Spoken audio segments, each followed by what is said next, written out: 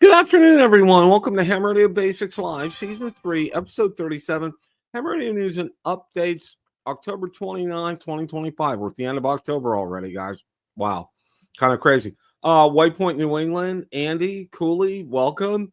James, thanks for you guys for stopping by. And for all of those who are watching us on X, on Twitter, there is a pinned comment that has the link to the stream, so you're welcome to join the YouTube stream so you can be able to chat and interact and ask questions.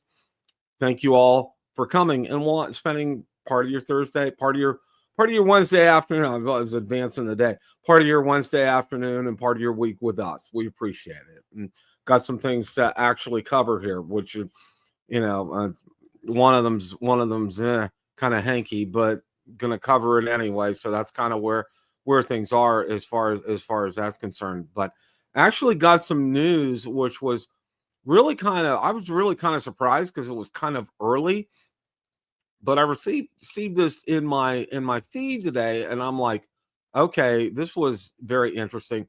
Amazon, ICOM in the UK announced pricing for the 7300 MK2, and they have that listed as £1,360 or euros. I'm not sure what that is, including the VAT tax that they have over there, which I thought was very interesting that they came out with this pricing, because it's not supposed to be released until probably late December or maybe early January this year.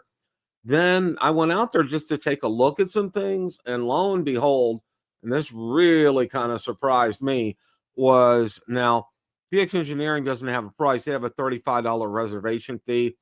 Not sure about Ham Radio Outlet, but Gigaparts here, and let's take a look at that and see what they have up here.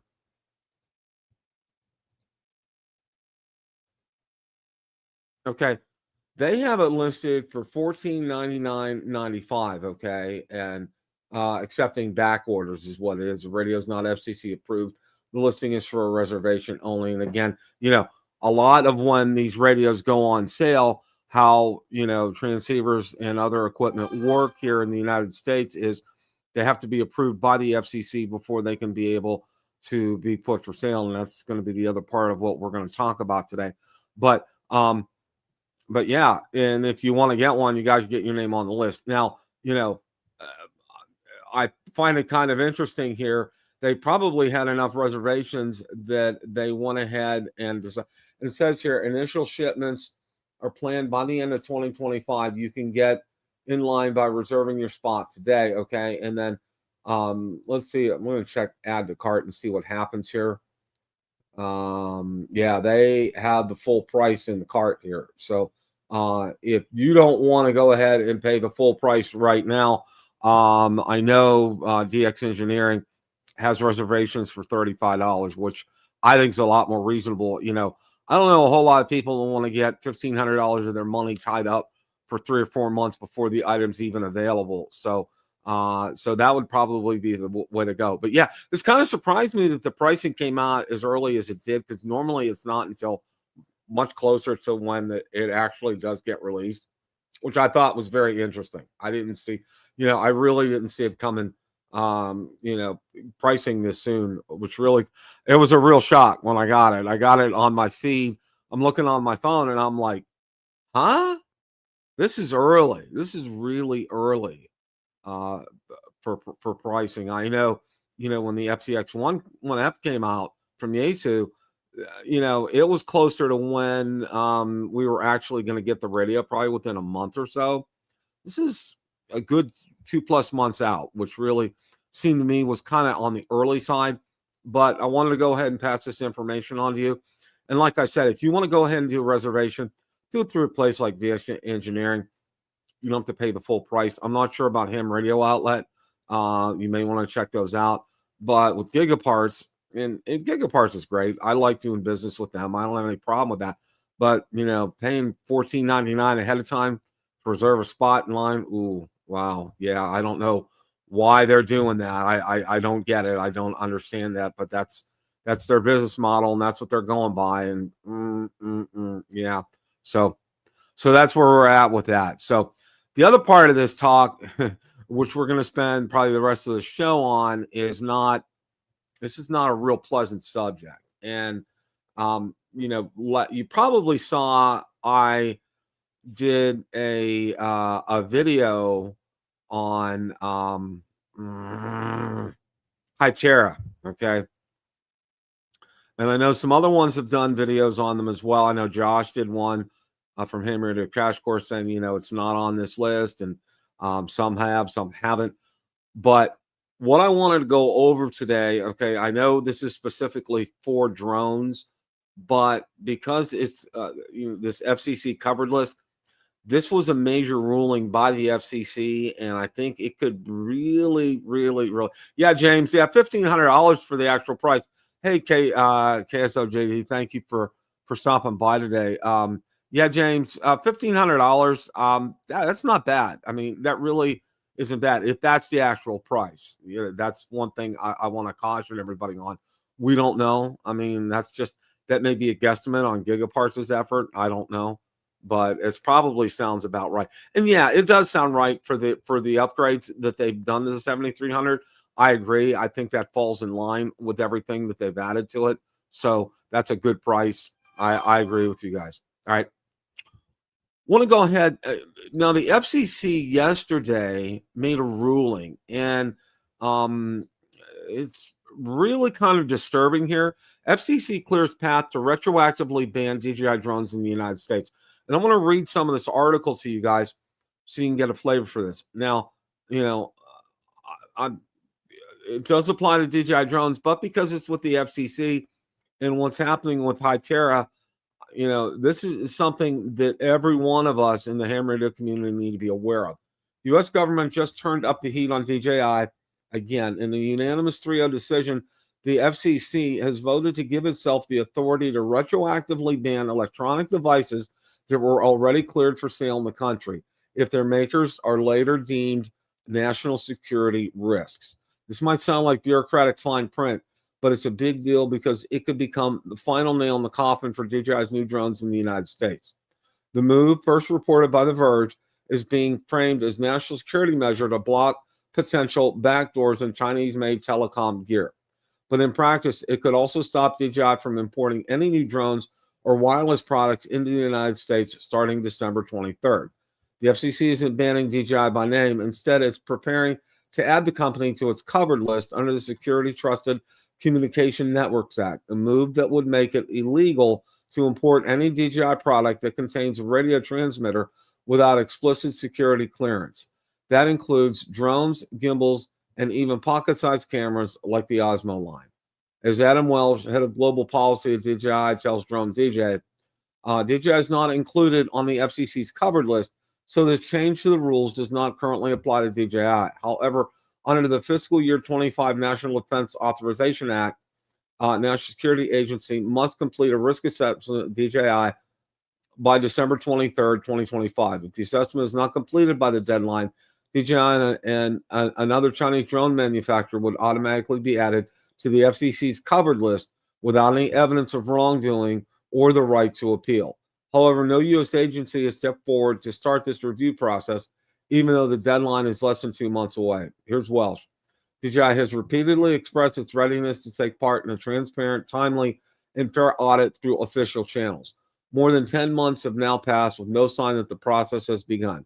As the deadline approaches, we urge the U.S. government to start the mandated review or grant an extension to ensure a fair, evidence-based process to protect American jobs, salaries, and innovations.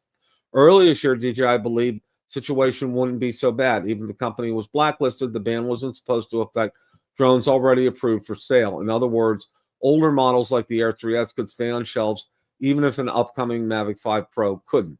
The presumption is now out the window. The new FCC order allows retroactive bans, meaning the government could revoke previous product authorizations one by one if the device is linked to a flagged company. Okay.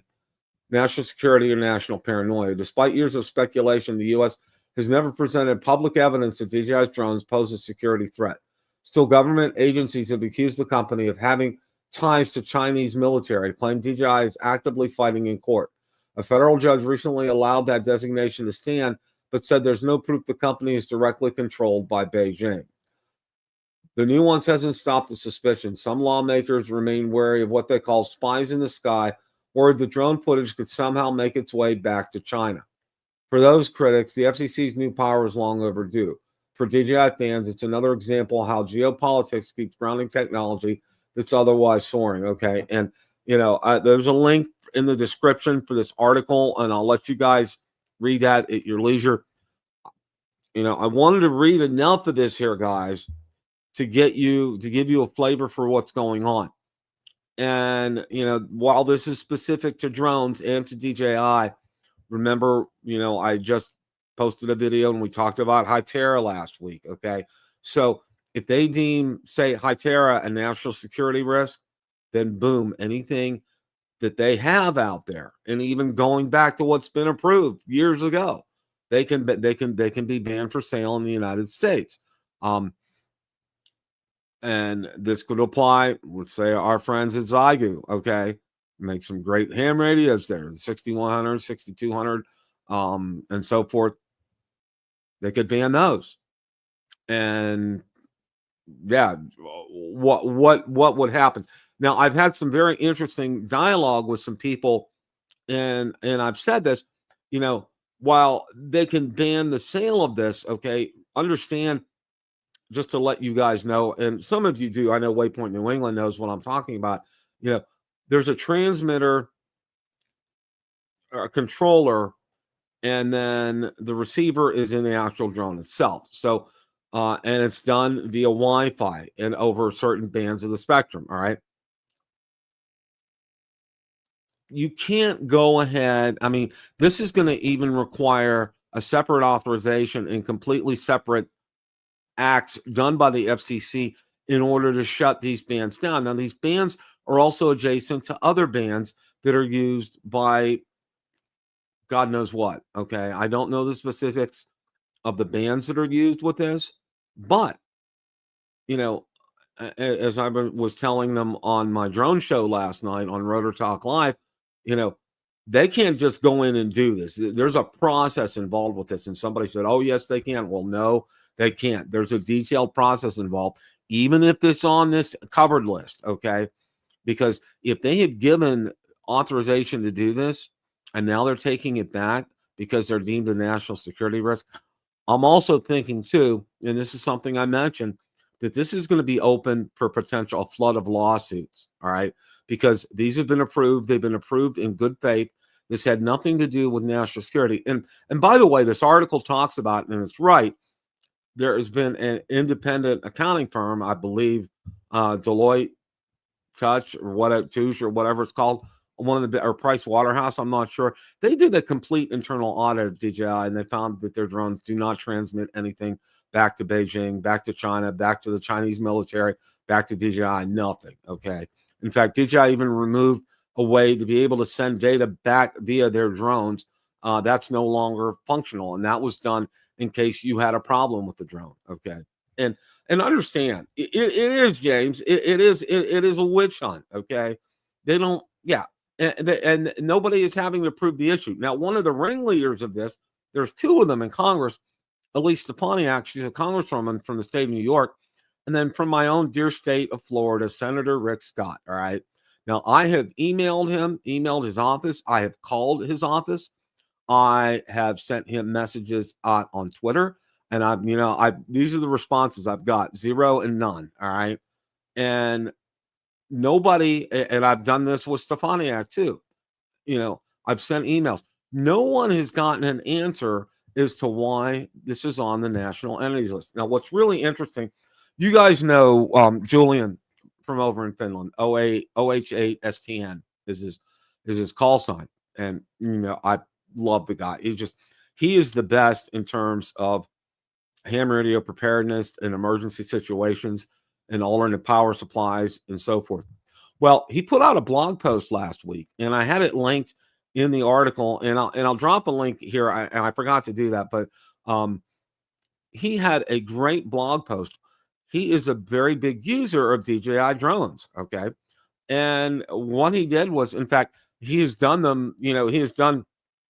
He's attached wires to the bottom of his drone, flown them up in the air, and used it as an antenna. Okay, which is perfectly legal to do, and that's a total blast to be able to do that. Okay, have your antenna like 200, 300 feet up in the air, and you can do that. And over in Europe, they can fly higher than 400 feet. So that's pretty amazing to be able to do something like that.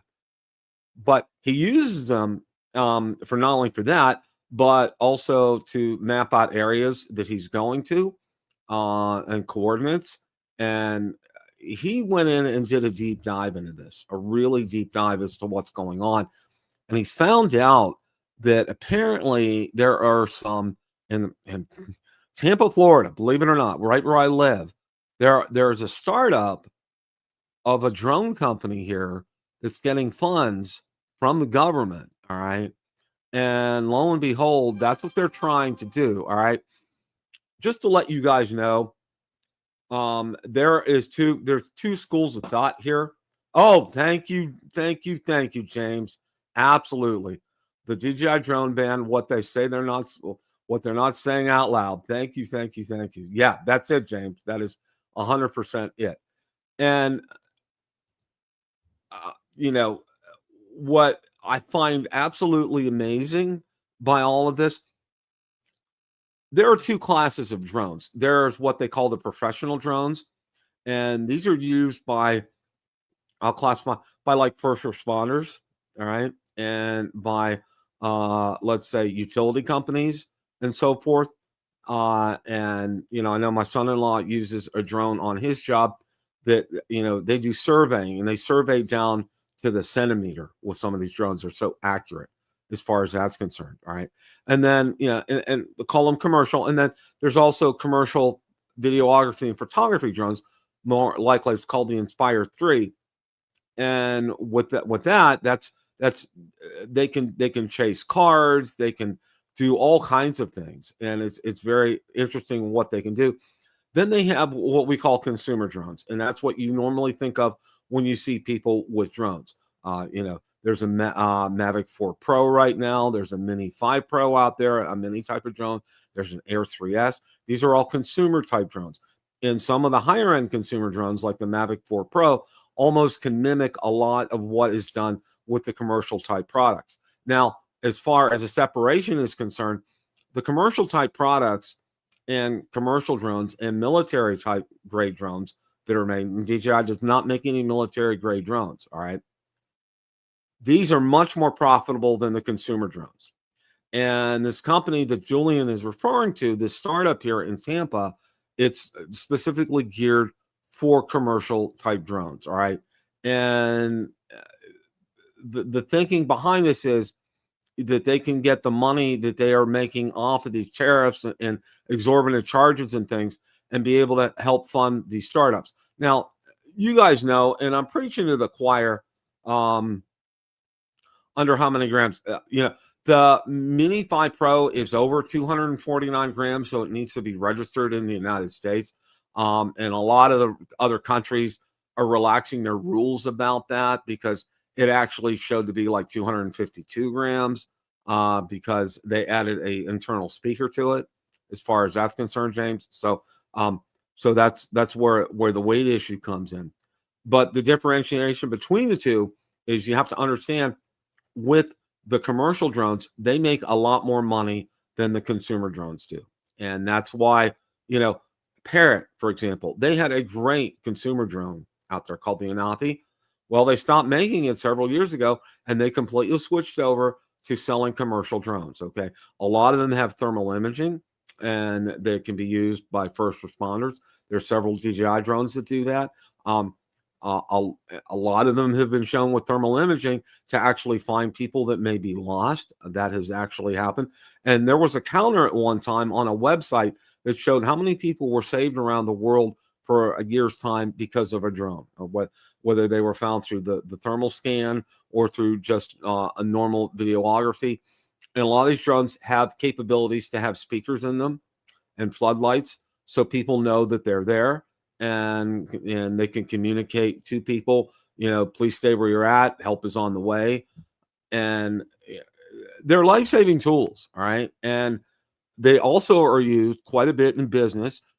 There's a lot of real estate videography, photography companies that use that, and there's a lot of other shops that do repair and repair DJI drones and so forth. And realize what's happening here is all these places are going to go out of business. All these people are going to lose. I mean, I know a couple of people that do real estate videography and photography, and they're half their half of what they do is via drones, and this would be lost.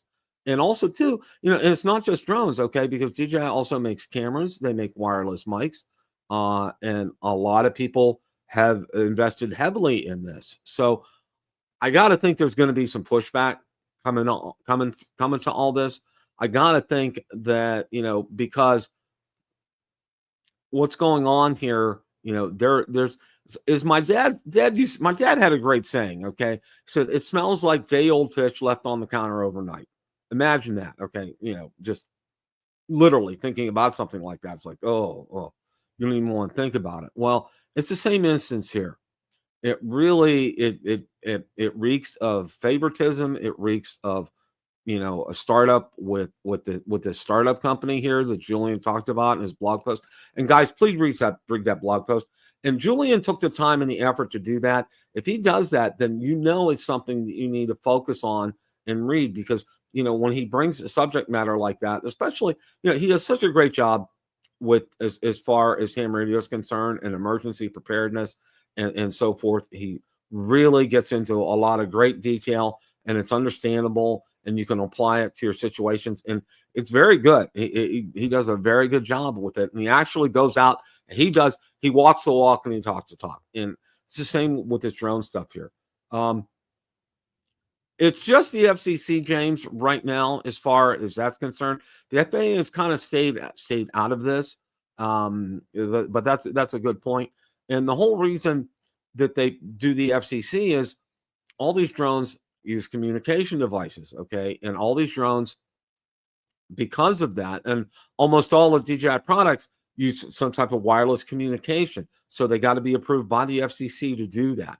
So that's why, this is all being run through the FCC as far as that's concerned. And it really is, people have called it a witch hunt. It is. When you have congressmen and senators ignoring requests to give reasons as to why this is happening, to what's going on, to why is this happening, and then you find an article like Julian's on that blog post, it really kind of opens your eyes up as to what's going on with everything right here. And understand too, I say all this because this can ease, and it can apply to us here with ham radio. All right. Because obviously everything that we do is communication, and every device that comes into the United States to be able to be sold, as far as the ham radio is concerned, has to get that FCC label on it. Otherwise, it can't be sold in the United States. And I know a lot of Baofungs have slipped through, and I get that, and I understand that. But I'm thinking like the 7300 MK2, that's going to have to receive an FCC approval to be sold in the United States. Of course, ICOM and Kenwood and Yaesu, they're all in Japan, and we're allies with Japan. There's no terms of a national security risk as far as that's concerned. But I also want to mention something too, is, and I've mentioned this on my drone channel, is Hewlett Packard computer I'm using right now, and I have two other HPs, and my work laptop is an HP, okay, made over in mainland China. Our iPhones are made over in mainland China. All right. Now, they did prove, Huawei is the name of one of the companies that is on the banned list, and it has shown that they did transmit data back to China, and and they're banned from sale in the United States. Good luck trying to find one if you want one. They're smartphones, all right? And we get that, and we understand that, and it's been proven beyond the shadow of a doubt. They showed us proof of this, all right? They've not shown one shred of evidence regarding this at all. This is a total railroad job, 100%, 100% a railroad job. You know, I wish I had answers. What I've been telling everybody to do, as well as you guys know, living in the state of Florida, you have to be ready and prepared. You have to have a mindset, especially during these last few months of the year, that it's hurricane season, and it's hurricane season until the end of November, which is next month, and which is knocking on the door right here. So you have to be ready in a moment's notice to get ready for hurricanes. Of course, we have our incredible storm shutters now that within 10 minutes I can get the key out there and lock them all up, and we're ready to go. We have a generator powered by natural gas out there, as far as that's concerned. So, we go out there, get water. We make sure we have plenty of spare batteries on hand. And, they tell you to have enough perishables, for anywhere from 10 to 14 days. And, if you're completely housebound for 10 to 14 days, you need to have enough on hand to be able to survive at least 10 to 14 days on your own without help, before, say, like the National Guard would come and get you food and water and things like that. So, and we do, we're diligent about this. If I get a whiff or if I hear of things like this, we head down to the grocery store. I get gas in both the cars. And the last hurricane that hit us, it was going to be bad enough that, my truck, and literally, all right, my Tundra, I literally had that much room clearance between the garage door and my Tundra, all right? And I had to go in. I mean, it was very interesting finally getting that shut. I had to move a lot of things around, and as it was, my front bumper pressed into the door frame of the door from the garage into the house. So, but I got it in, all right. It barely, like I said, it barely got in by that much. But you do all this preparation ahead of time. What I've been telling a lot of the drone guys is you need to prepare for this as well, because you don't know how long you're going to be without being able to purchase things from DJI. And I've been telling them, purchase things like spare batteries and antennas, and antennas and propellers. All right. A couple of the main things that are wear and tear items that can really go. So I've encouraged people to do that, and I've done that myself. So I'm preparing for this storm, and I don't know how it's going to hit, and I don't know what's going to happen here. But I have to think that some smarter heads are going to prevail. There's been talk like, oh, why don't they get DJI to build a plant here in the United States? That would solve a lot of problems. It really would. But prices would increase because obviously, they're using skilled labor over there at a greatly reduced rate, and the rate would be much higher here.